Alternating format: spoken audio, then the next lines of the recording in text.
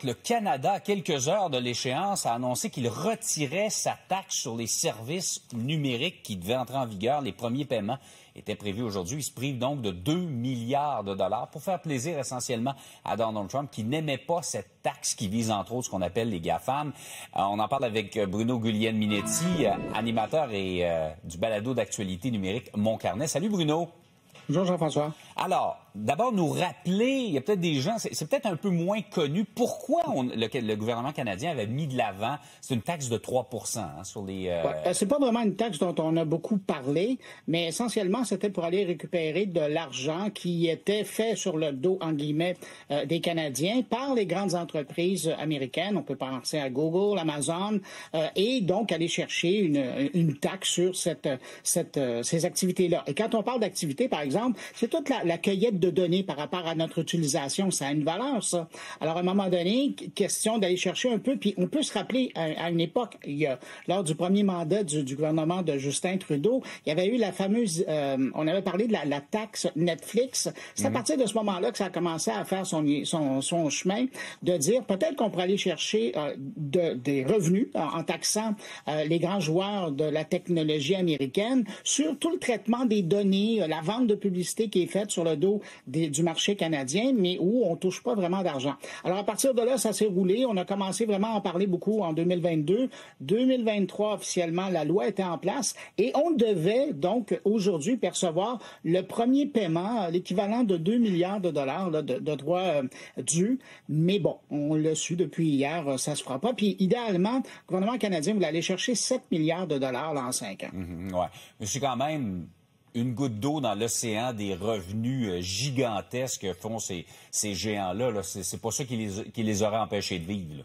Non, pas du tout, mais le problème, puis du côté des Américains, de ces entreprises-là, c'est que ça aurait été de la jurisprudence. C'est-à-dire que si on le fait avec le Canada, ben les autres vont arriver. Il y a l'Italie qui a fait beaucoup de bruit il y a quelques mois en disant, ben vous savez, toutes les données qu'on vient chercher sur notre dos, là, ça vaut quelque chose, ben ça sera le temps que les entreprises américaines commencent à payer pour les données des internautes italiens, par exemple. Alors là, ben évidemment, les Américains, les grands patrons des GAFAM ont fait des démarches auprès du président, de qui ils sont beaucoup plus près depuis la nouvelle administration. Puis on dit, ben, ce serait le temps que vous veniez nous défendre.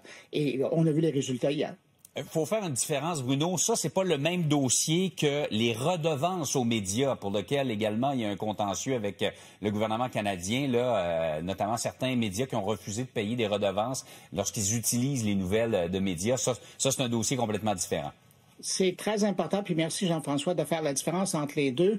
Dans le cas des redevances aux médias, il y a essentiellement deux joueurs importants là, qui sont dans le portrait. Il y avait Google qui lui a accepté de mettre de l'argent sur la table. On parle de 100 millions de dollars qui allaient être répartis, qui ont été répartis là, à travers les médias canadiens. Et puis de l'autre côté, il y a Facebook qui lui a dit, qui était interpellé par cette loi-là. Il a dit non, moi je ne donnerai pas d'argent, je ne partagerai pas mes revenus. Alors je retire tout ce qui est contenu d'information.